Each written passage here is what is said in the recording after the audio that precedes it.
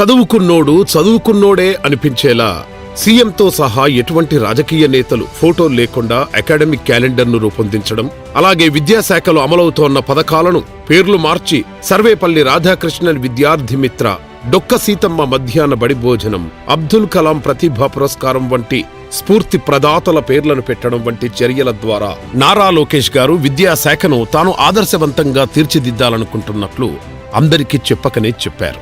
రాష్ట్రంలోని ప్రభుత్వ పాఠశాలలను దేశానికి ఆదర్శంగా తీర్చిదిద్ది ఆంధ్ర మోడల్ ఎడ్యుకేషన్ను తెచ్చేందుకు రాష్ట్ర విద్యాశాఖ మంత్రిగా నారా లోకేష్ అవిశ్రాంత కృషి చేస్తున్నారు. 16,347 టీచర్ పోస్టుల భర్తీకి సంబంధించిన మెగా డిఎస్సి ప్రక్రియ సాంకేతిక కారణాల దృష్ట్యా ఆలస్యమవుతుండటంతో కొత్త పోస్టుల భర్తీ ప్రారంభమయ్యేలోగా విద్యాబోధనకు ఎటువంటి ఇబ్బంది లేకుండా 9,197 ఉపాధ్యాయ స్థానాలను సర్దుబాటు ద్వారా భర్తీ చేశారు. మెగా డిఎస్సిలో ఎక్కువ మంది నిరుద్యోగ టీచర్లకు అవకాశం కల్పించాలన్న ఉద్దేశంతో టీచర్ ఎలిజిబిలిటీ టెస్ట్ టీఈటీను పారదర్శకంగా నిర్వహించగా ఇందులో 1,87,256 మంది విద్యార్థులు ఉత్తీర్ణులయ్యారు. గత ప్రభుత్వం అనాలోచితంగా విడుదల చేసిన జీవో 117ని రద్దు చేసి కొత్త డ్రాఫ్ట్ మోడల్ ని సిద్ధం చేశారు. స్కూల్ మేనేజ్మెంట్ కమిటీ ఎస్ఎంసీ ఎన్నికలు విజయవంతంగా నిర్వహించడమే కాక దేశంలోనే తొలిసారిగా 44,000 ప్రభుత్వ పాఠశాలల్లో మెగా పేరెంట్ టీచర్ మీటింగులు నిర్వహించారు.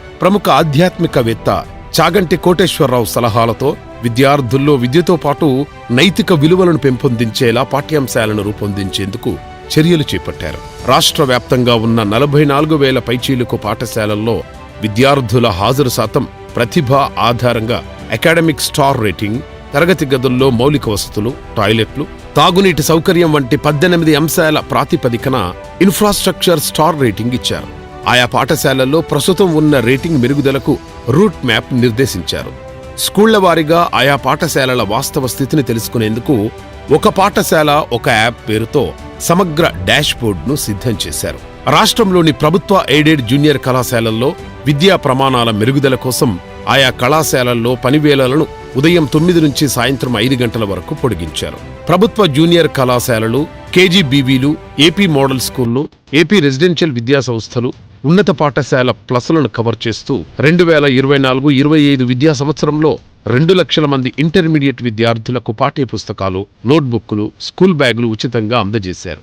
ఉత్తీర్ణత శాతం మెరుగుదలకు జూనియర్ కళాశాలల్లో మెంటర్షిప్ ప్రోగ్రాం అమలు చేస్తున్నారు. డ్రాపౌట్స్ తగ్గించేందుకు 475 ప్రభుత్వ జూనియర్ కళాశాలల్లో మధ్యాహ్న భోజన పథకం అమలు చేస్తున్నారు. అంతర్జాతీయంగా ఏఐ రంగంలో వస్తోన్న మార్పులకు అనుగుణంగా రాష్ట్ర విద్యార్థులను మెరికల్లా తీర్చిదిద్దేందుకు ఆంధ్రప్రదేశ్లోని పాఠశాలలు, కళాశాలల్లో నైపుణ్యాభివృద్ధి, శిక్షణా కార్యక్రమాలను నిర్వహించేలా గూగుల్ సంస్థతో ఒప్పందం చేసుకున్నారు. రాబోయే 6 నెలల్లో విద్యాశాఖకు లోకేష్ గారు సూచించిన రూట్ మ్యాప్ ప్రకారం రాష్ట్రంలో పాఠశాలల పునఃప్రారంభం రోజునే 1 నుంచి 12 తరగతుల విద్యార్థులకు డాక్టర్ సర్వేపల్లి రాధాకృష్ణన్ విద్యార్థి మిత్ర కిట్లను అందించేలా విద్యాశాఖ చర్యలు చేపట్టింది. ఇంటర్మీడియట్ విద్యార్థులకు పాఠ్య పుస్తకాలు, నోటు పుస్తకాలతో పాటు పోటీ పరీక్షల మెటీరియల్, ప్రాక్టికల్ రికార్డులు అందజేయనున్నారు. బడుల స్టార్ రేటింగును మెరుగుపరిచేందుకు పాఠశాలల వారీగా ప్రణాళికలు సిద్ధం చేస్తున్నారు. 2025-26 విద్యా సంవత్సరం నుంచి 1వ తరగతి నుంచి ఇంటర్మీడియట్ వరకు పాఠ్యాంశాల్లో సమూల మార్పులు తీసుకొస్తున్నారు.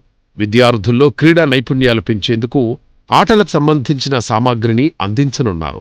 రాష్ట్రంలోని అన్ని ప్రభుత్వ బడుల్లోనూ కంప్యూటర్ ల్యాబ్లను ఏర్పాటు చేయనున్నారు. నారా లోకేష్ గారి నేతృత్వంలో ఏపీ విద్యాశాఖ దేశానికి ఆదర్శంగా నిలవాలని కోరుకుంటూ లోకేష్ గారికి జన్మదిన శుభాకాంక్షలు. చూసారు కదండి. మరి ఈ వీడియో కనుక మీకు నచ్చినట్లయితే ఒక లైక్ కొట్టేసి మీ అభిప్రాయాన్ని కూడా కామెంట్ బాక్స్లో తెలియజేస్తూ ఇలాంటి ఇంట్రెస్టింగ్ అప్డేట్స్ కోసం మా ఛానల్ని సబ్స్క్రైబ్ చేసుకోండి.